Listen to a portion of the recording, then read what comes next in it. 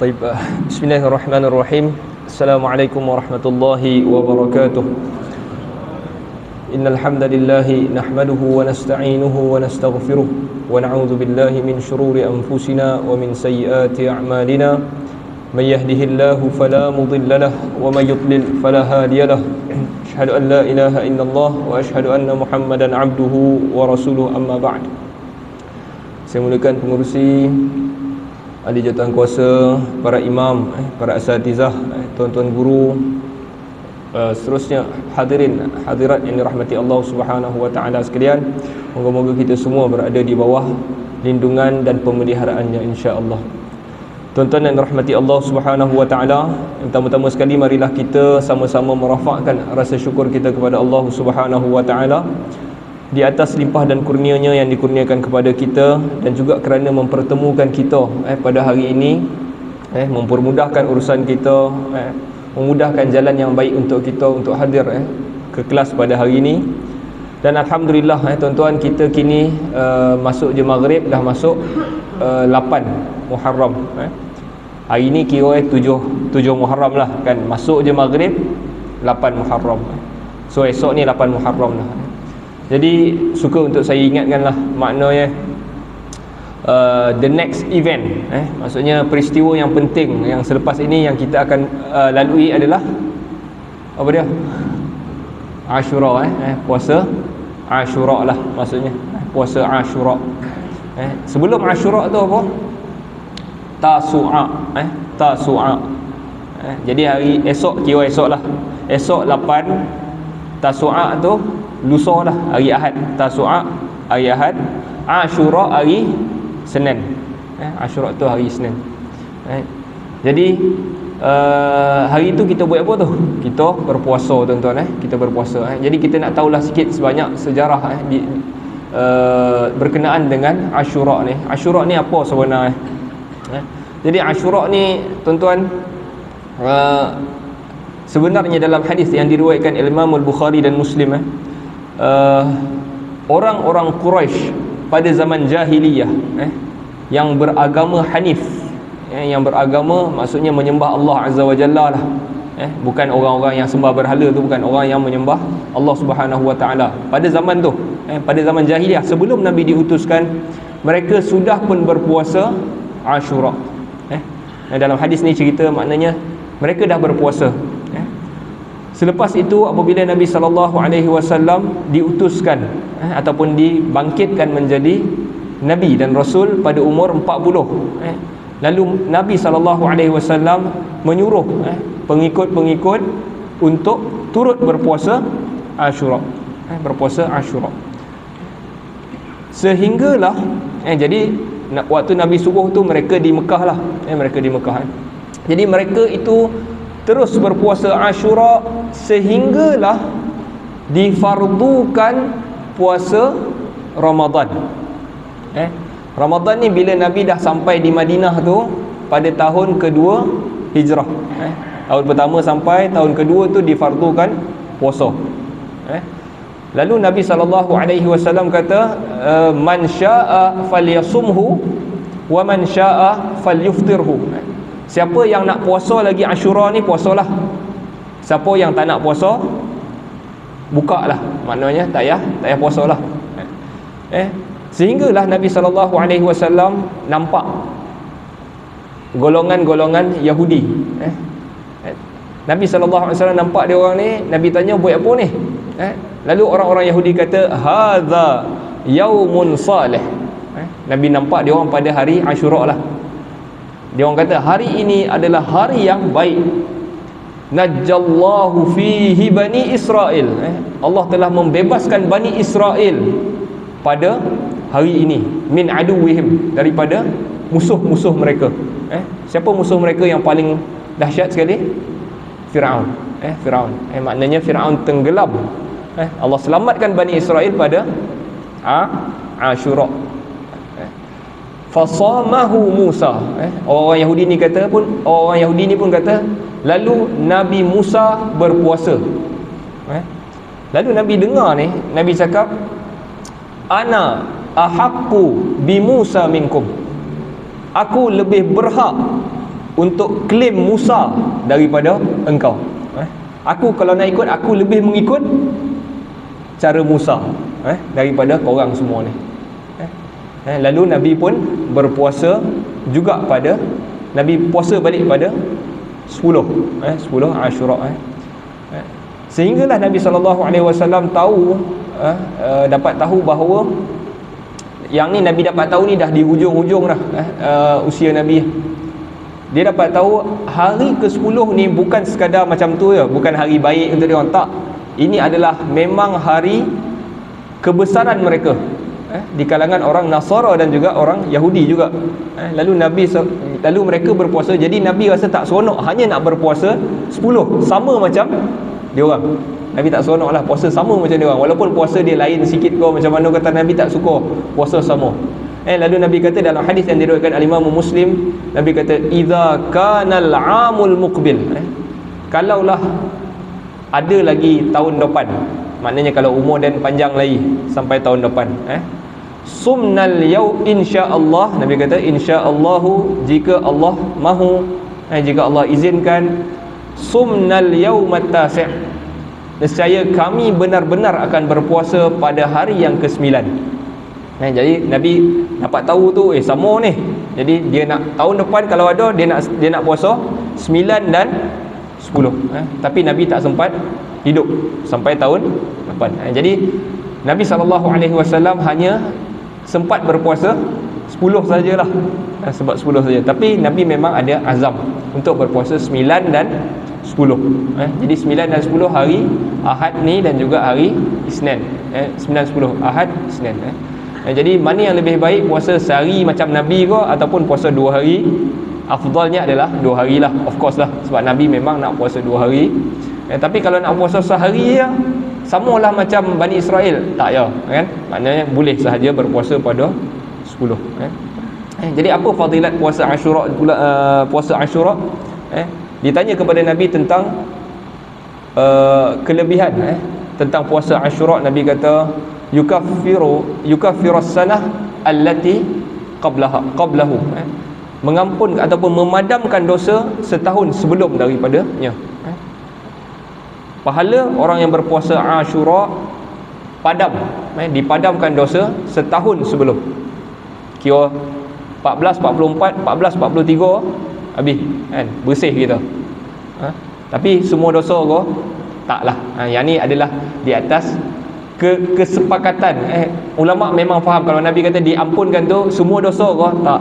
Dosa kocik diampunkan. Tapi dosa kocik pun bahaya tuan-tuan ya. Dosa kocik ni sikit-sikit lama-lama jadi sikit kan. Esok borek dosa kocik tu yang borek. Jadi bahaya. Diampunkan semua. Dalam hadis yang lain juga ditanya kepada Nabi SAW, Nabi kata ahtasibu 'ala Allah, aku harap Allah Subhanahu Wa Taala ampunkan dosa setahun sebelum. Jadi yang itulah antara fadilat orang yang berpuasa pada hari Ashura. Sama ada dia puasa 9 dan 10 ataupun dia puasa 10. Tuan-tuan ingat tak pahala berpuasa hari Arafah? Hari Arafah hari tu kan, bila puasa Arafah? 9 Zulhijjah kan, kita puasa hari Arafah. Apa pahala apa fadilat diampunkan dosa. Ya betul cik, dia puasa dosa setahun sebelum dan setahun selepas. Jadi nampak jadi apa, jadi ulama cuba bagi reason kenapa Nabi kata Arafah ni lagi banyaklah 2 tahun diampunkan dosa kan, setahun sebelum setahun selepas. Jadi antara hujah mereka mengatakan Ashura adalah antara syariat daripada Nabi Musa. Daripada Nabi Musa. Nabi Musa selamat pada zaman tu, lalu Nabi Musa berpuasa dan orang yang datang selepas daripada tu berpuasa. Jadi itu macam syariat Nabi Musa. Tapi puasa hari Arafah ini syariat siapa? Nabi Muhammad sallallahu alaihi wasallam. Sebab tu dia punya bonus lebih sikit.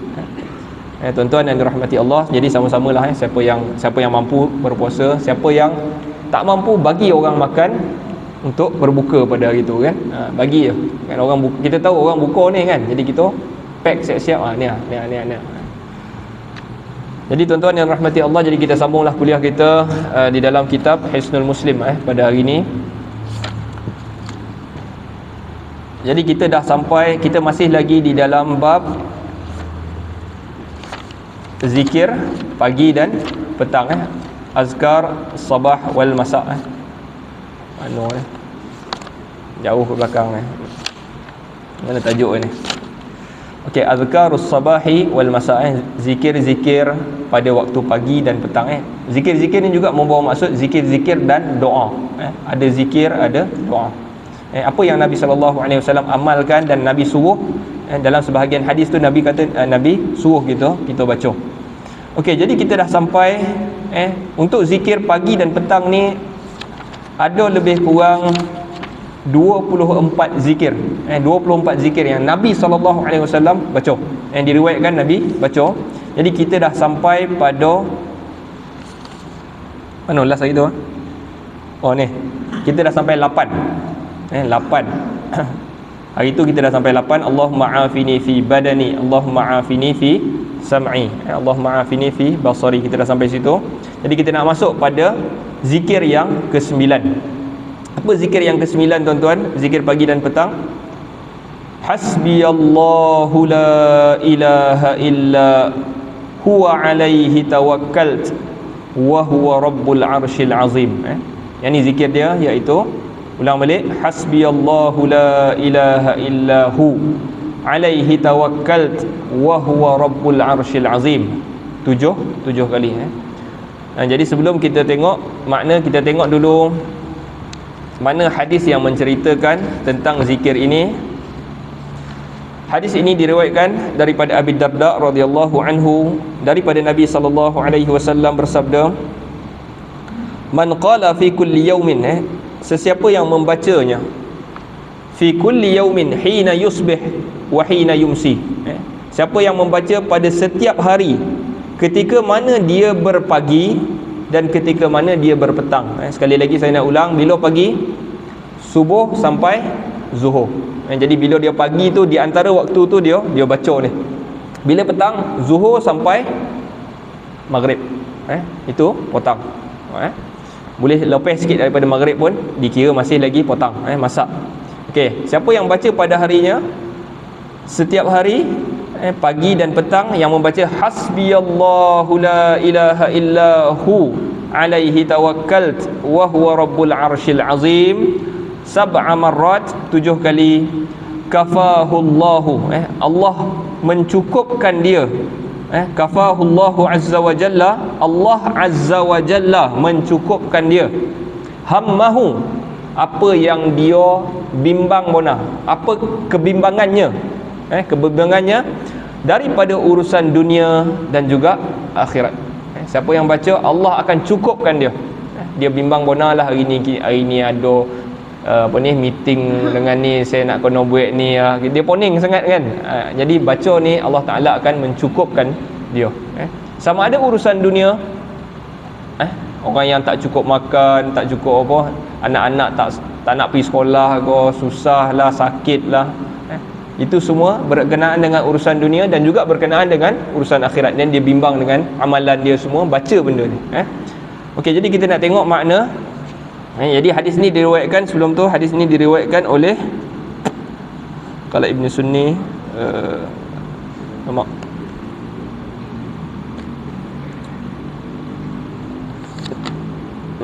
hadis yang diriwayatkan Ibn Sunni, Ibn Sunni. Jadi yang ni juga ada yang mengatakan ia sahih, ada juga mengatakan dhaif, tapi ramai juga yang mengatakan sahih. Okey, jadi kita anggaplah dia sahih lah, sebab ramai juga majoriti ulama yang mensahihkan hadis ni. Okey, apa maksud hasbiyallahu la ilaha illa hu? Hasbi ni maksud dia, hasbi ni cukuplah aku. Maksud dia, cukuplah aku akan Allah. Yang ni Allah tu cukuplah untuk aku. Cukuplah Allah tu, tak payahlah apa-apa benda-benda lain ni. Allah tu dah sendiri dah cukup. Itu maksud hasbiyallah la ilaha illahu, tidak ada yang disembah, tidak ada Tuhan yang disembah, illahu, kecuali dia, alaihi, ke atasnya aku bertawakal. Apa itu bertawakal? Aku bergantung, aku berharap, aku serahkan urusan aku.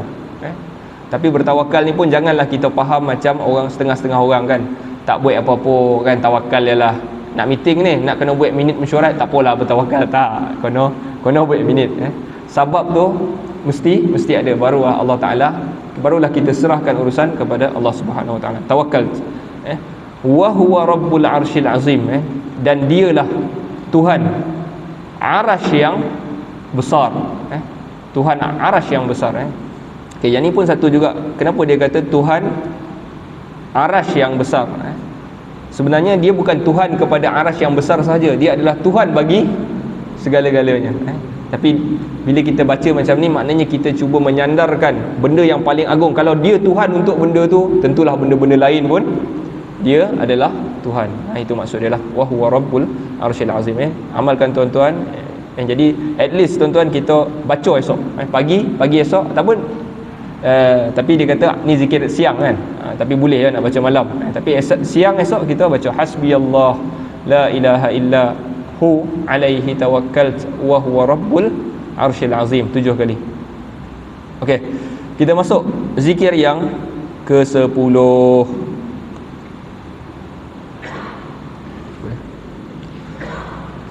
Okey, zikir yang ke-10 kalau tengok dalam buku tu, Allahumma inni as'alukal afwa wal afiyata fid dunya wal akhirah. Allahumma inni as'alukal afwa wal afiyata fi dini wa dunyaya wa ahli wa mali. Allahumma astur awrati wa amin rawati. Allahumma ihfazni min baini yadayya wa min khalfi wa an yamini wa an shimali wa min fawqi wa a'udzu bi'azamatika an ughtala min tahti. Jadi panjang sikit, tak apalah baca kan, baca je. Tapi nak baca pun kena fahamlah sikit maksud dia. Okey, kita nak tengok apa, daripada mana amalan ini diambil daripada Nabi sallallahu alaihi wasallam.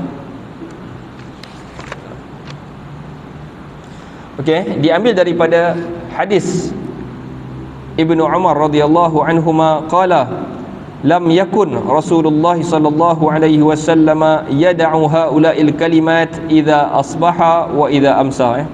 Ibnu Umar kata tidak pernah Rasulullah sallallahu alaihi wasallam meninggalkan perkataan-perkataan ini apabila dia berpagi dan apabila dia berpetang. Nabi tak pernah tinggal benda ni. Ibnu Umar ni salah seorang sahabat, anak kepada Umar bin Al-Khattab, yang ni sangat-sangat menyayangi, mencintai Nabi. Dia tu, dia sayang Nabi tu lain macam sikit Ibnu Umar ni. Dia ikut semua benda. Dia ikut tu sampai benda tak perlu ikut pun dia ikut. Jadi diceritakan Nabi SAW dia pernah lalu satu tempat yang elok je, tempat tu kosong je, tiba-tiba dia tunduk kan. Orang tanya, kenapa kau tunduk? Lepas tu dia tanya, dia bagi tahu dulu masa zaman Nabi ada satu pokok yang patah macam tu. Lalu Nabi lalu dan Nabi tunduk. Sekarang ni pokok tu dah tak ada dah, tapi dia lalu pun dia tunduk kan, mengingat dia punya ingat dengan Nabi SAW kan, dia sayang sangat lah. Jadi kalau dia kata Nabi tak pernah tinggal tu, memang betul lah, tak pernah tinggal. Okey, apa zikir dia tadi yang tak pernah tinggal tu? Doa, yang ni doa. Allahumma inni as'aluka, Allahumma inni as'aluka, ya Allah, sesungguhnya aku minta kepada engkau al-afwa. Al-afwa. Jadi ini juga perkataan yang sering kita baca pada bulan Ramadan kan. Berdoa dalam Ramadan apa? Baca doa tu, as'aluka al-afwa wal afiyah. Apa? Allah baik. Sekejap saya cuba ingat. Ada perkataan ni, afwa ni ada dalam bulan Ramadan tu, kita biasa baca. Okey, al-afwa. Apa itu al-afwa? Bila kita kata ya Allah, aku minta al-afwa daripada engkau.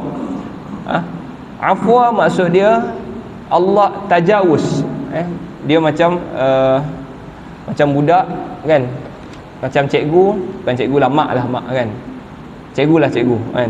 Cikgu ni datang cek buku kita kan, kita tak buat kerja sekolah kan, budak-budak kecil kan, tak buat kerja sekolah kan, kena buat ni 5 muka surat kena buat. Tapi dia buka buku kita buat muka surat 5 je kan, muka surat 1 sampai 4 tu tak buat. Jadi cikgu tu pun buka, dia nampak tak buat tu tapi dia biar ya. Yang tu nama al-afwa, dia biar ya, tak apalah. Yang tu juga kita minta Allah Ta'ala apabila kita buat dosa, ya Allah jangan pandanglah dosa saya ni. Itu afwa, tajawuz. Okey. Makna yang kedua untuk afwa, makna yang kedua untuk afwa, apa dia? Lah. Ya tuan-tuan, mahwu iaitu padam. Kita minta Allah Ta'ala padam tauhid kita punya dosa. Jadi perkataan afwa sebenarnya di kalangan ulama kata lebih besar daripada ghafar. Allahumma ghafirli, dengan Allahumma inni as'alukal afwa ni lagi best sebab dia tauhid padam. Ghafar, Allahumma ghafirli, ghafar itu maksud dia tutup. Benda ada tapi tutup, dan pelihara aku daripada kesalahan. Afwa ni padam tauhid. Jadi itu maksud afwa. Ya Allah, aku minta kepada engkau al-afwa wal afiyah. Okey, al-afiyah juga, afiyah ni maksud dia Allah jaga kita, pelihara. Afiyah maksud dia pelihara. Ya Allah, aku minta engkau afwa dan afiyah. Afiyah ini pelihara aku. Pelihara tu apa? Kalau kita maksudkan dunia, maknanya Allah Ta'ala pelihara kita daripada apa dunia ni yang bahaya untuk kita? Sakit, kan? Kemalangan, bencana, apa sahaja yang menyebabkan kita sedih, yang tu afiah. Jadi kan Allah kurniakan kita afiah, lengkaplah hidup kita. Afiah ni kita selamat daripada benda-benda tak elok. Itu maksud afiah. Jadi Nabi baca ni, Allahumma inni as'alukal afwa wal afiyah fid dunya wal akhirah. Ya Allah, aku minta afwa. Afwa tadi apa? Tak pandang kesalahan aku, dan juga padamkan tauhid. Afiah, pelihara aku daripada benda-benda yang tak elok di dunia dan di akhirat. Dunia pun kita minta afiah Allah Ta'ala pelihara kita, di akhirat pun kita minta Allah Ta'ala pelihara kita. Itu doa Nabi SAW. Dan di akhirat adalah afiah ni selamat selamat daripada kemerbahayaan. Di akhirat esok, apa bahaya yang paling besar? Dan Allah bagi tahu dah, kita pun dah tahu apa dia? Neraka. Neraka adalah benda yang paling bahaya. Allah SWT sebut dalam Al-Quran, faman zuhziha 'anil nar wa udkhilal jannah faqad faz. Sesiapa yang dijauhkan daripada neraka dan dimasukkan dalam syurga, faqad faz, dialah orang yang benar-benar berjaya. Jadi kita minta Allah Ta'ala selamatkan kita daripada kemerbahayaan akhirat, iaitu neraka. Minta dengan Allah Ta'ala. Kalau kita minta tu sungguh kita, Allah Ta'ala pasti kabulkan dosa, pasti kabulkan permintaan kita. Okey, kita sambung lagi. Allahumma inni as'alukal afwa wal afiyah. Nabi ulang balik. Ya Allah, aku minta kepada engkau al-afwa wal afiyah. Kita dah sebut tadi afwa dan afiyah. Fi dini, dalam agama aku. Jadi kita ni bila nak minta selamat ni, fi dini, tuan-tuan, ada dalam doa selamat kot, dalam silibus doa selamat kot. Allahumma inna nastaudi'uka wa nastaghfizuka adiyanana. Siapa yang lancar doa selamat tu, dia ada tu. Ya Allah, engkau peliharalah agama kami. Adian, agama kami. Maknanya peliharalah agama Islam, Kristian, Ju, berhala ni. Yang tu salah, tuan-tuan. Doa tu kena tukar tu. Allahumma inni nastaudi'uka wa nastahfizuka dinana, agama kami saja. Jangan tu adiyanana, agama kami. No. Sebab orang Islam, kita yakin dan percaya agama selain daripada Islam adalah sesat. Sesat. Jadi kita tak boleh peliharalah agama ni, semuanya dia orang ni pun apa ni. Tapi kita jaga hak dia orang, kita jaga. Tapi kita doa untuk dia orang, untuk pelihara agama dia orang, tidak benarlah. Okey. Nabi SAW baca ni, ya Allah, aku minta kau al-afwa wal afiyah fi dini, dalam pada agama aku.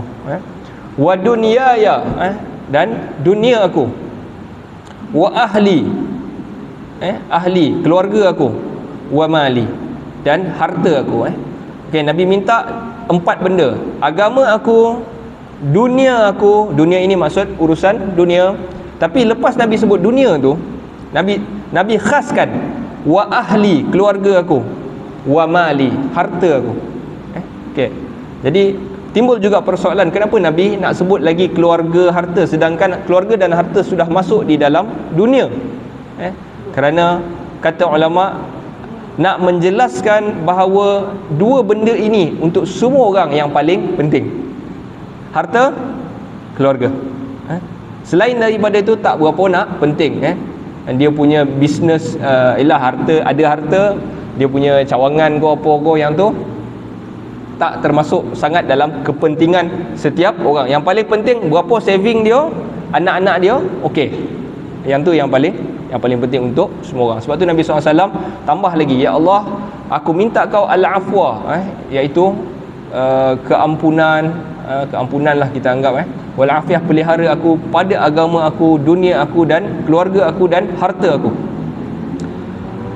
Allahumma astur aurati, ya Allah, tutuplah aurat aku. Yang ni pun penting juga tuan-tuan. Ya Allah, tutuplah aurat aku. Jadi kita minta Allah Ta'ala pelihara aurat kita. Aurat ni maksud dia apa tuan-tuan? Aurat ni, yang pertama sekali datang, dia asal perkataan aurat ni, kita malu kalau orang lain nampak benda ni. Kita malulah. Kita malu, itu yang pertama. Dan kita biasanya akan kepung dia. Kita akan tutup dia, kita akan kepung dia. Dan yang ketiga, kita bimbang apa yang dekat dengan dia. Tiga benda. Sebab tu dalam bahasa Arab ada perkataan auratul bilad. Aurat bilad. Kalau ada dua negara yang bermusuh, sempadan tu dia panggil aurat. Jadi dia akan tutup ni apa yang dia ada dekat situ. Dia akan tutup, dia tak bagi orang tu nampak apa benda yang tu aurat. Jadi sama juga maksud, ya Allah, peliharalah aurat aku. Apa sahaja yang kita rasa malu, sama ada fizikal kita, ya Allah, peliharalah daripada orang nampak aurat aku, lelaki dan perempuan. Terutamanya doa ni untuk orang perempuan lah. Lelaki dan perempuan, Nabi baca kan. Jadi orang perempuan lebih utamalah untuk amal. Ya Allah, peliharalah aurat aku, jangan bagi orang nampak aurat aku. Jadi hari ni masalah dia tuan-tuan, orang kadang-kadang tak nampak pun, tapi budak-budak yang offer kan, dia upload gambar dia dekat mana? Instagram, betul? Kat TikTok, betul? Dia tunjuk kat orang, dia tunjuk aurat dia. Yang tu yang kita minta Allah Ta'ala, kita ajar anak kita supaya minta dengan Allah, peliharalah aurat kita ni. Benda yang kita malu kalau orang nampak. Mungkin hari ni kita bangga, esok dah tua. Benda internet ni masalah dia tuan-tuan. Internet ni sekali masuk, dia akan kekal kan. Kalau orang dah sampai 10,000 orang tengok, pasti benda tu kekal lah. Kalau kita ni masuk ada 3 orang, mungkin orang tu pun tak peduli lah kan, lepas tu kita boleh buang lah. Tapi kalau dah 10 orang, 10,000 tengok, dia pasti kekal lah. Pasti akan ada komputer yang save, yang akan simpan benda tu. Jadi aurat tu sentiasa terbuka. Ajar anak kita baca doa ni, ya Allah, tutuplah aurat aku, wa amin rawati, dan amankanlah rawati, perasaan takut. Apa yang aku takut ni, ya Allah, Kau bagilah aku rasa aman. Tuan-tuan, aman adalah salah satu elemen yang paling penting dalam hidup manusia. Aman ni, man asbaha aminan fi sirbihi mu'afan fi jasadihi wa indahu qutu yaumih. Nabi kata 3 benda. Kalau bangkit pagi tu, apa benda yang Nabi kata yang paling penting? Aman, aminan, sehat, ada benda nak makan. 3 ni, tu yang sebenarnya. Maka kita dah dapat nikmat dunia sebenarnya. Tapi kalau tak aman, kan, kita rasa tak aman, ada orang nak kacau dan sebagainya. Jadi benda ni kita minta Allah Ta'ala amankan kita. Kalau kita hilang aman ni, hilanglah satu nikmat yang setengah nikmat dunia ni. Amin rawati, amankanlah rasa ketakutan aku. Allahumma hfazni min baini yadayya, ya Allah, peliharalah aku min baini yadayya, apa yang ada di antara dua tangan aku. Maksud dia apa? Dua tangan, bila kita baca min baini yadayya, kan kita biasa jumpa perkataan ni dalam Al-Quran kan tuan-tuan kan, biasa jumpa min baini aidihim kan. Maksud dia di depan lah, di antara dua tangan, di hadapan kita. Ya Allah, pelihara aku apa yang ada depan aku. wa min khalfi, apa yang ada di belakang aku, wa an yamini, kanan aku, wa an shimali, kiri aku, wa min fawqi, daripada atas. Dah berapa dah? Depan, belakang, kanan, kiri, atas, dan yang terakhir sekali, yang terakhir sekali ini Nabi tambah, wa a'udzu bi'azamatika an ughtala min tahti, dan aku berlindung dengan kebesaran engkau ya Allah daripada aku ini dibunuh, min tahti, daripada bawah. Jadi arah ni Nabi sebut ada 6. Tapi yang Nabi sebut special sikit mana? Bawah. Ya Allah, aku berlindung dengan kebesaran engkau. Yang ni kita panggil apa? Tawassul.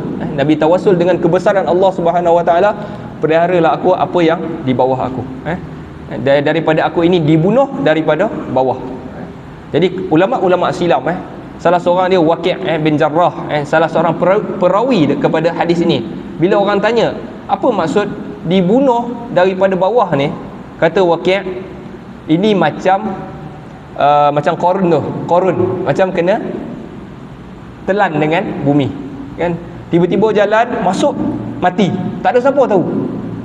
Itulah maksud dibunuh daripada bawah. Kita minta Allah Ta'ala, janganlah aku ini dibunuh macam tu. Apabila kita datang masa depan, rupanya bawah ni macam kan, hari ni periuk api, kan? Orang boleh bunuh kita daripada periuk api, kan? Kita minta Allah Ta'ala lindung. Orang yang masuk hutan kadang-kadang terpijak, perangkap, beruang lah, apalah, hilang kaki. Jadi minta Allah SWT pelihara kita. Baca doa ni tuan-tuan. Allahumma hfazni min baini yadayya wa min baini yadayya wa min khalfi wa an yamini wa an shimali wa min fawqi wa a'udzu bika an ughtala min tahti. Jadi yang tu kita baca. Wallahu ta'ala alam. Yang ni tidak disebutkan fadilah, tapi kata Ibnu Umar, Nabi SAW tidak pernah meninggalkannya. Jadi kita habiskan dulu sebab nak masuk dah, kan? Nak baca satu lagi tak sampai lah. Wallahu ta'ala alam. Ada soalan tuan-tuan? Tak ada? Ada tak?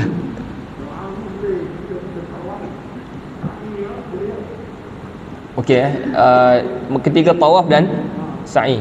Okey, kenapa takut orang langgar kita ke apa? Kita baca doa. Okey, kita baca. Okey, antara doa yang Nabi SAW kita baca, kadang-kadang tawaf dan sa'i ni tak ada doa yang khas lah. Tawaf, apa yang kita kena banyakkan baca adalah Rabbana atina fid dunya hasanah. Jadi kita dahulukan bacaan apa yang Nabi suruh kita baca tu dulu. Yang ni bila kita disuruh, baca pada waktu pagi atau petang. Yang tu kita bacalah. Jadi kita dahulukan apa sahaja amalan ketika mana tawaf tu, itulah baca doa tu, Rabbana atina fid dunya hasanah wa fil akhirati hasanah wa qina azabannar. Tuan-tuan, kita dahulukan pada tempatnya lah. Yang itulah yang sebaiknya. Okey tuan-tuan. Okey, jadi kita tutup dulu majlis kita. Terima kasih di atas soalan. Nasallallahu ta'ala yanfa'ana bima sami'na wa ayyaj'alana hudatan muhtadin. Sallallahu ala sayyidina Muhammad wa ala alihi wa sahbihi wa sallam. Walhamdulillahi rabbil alamin.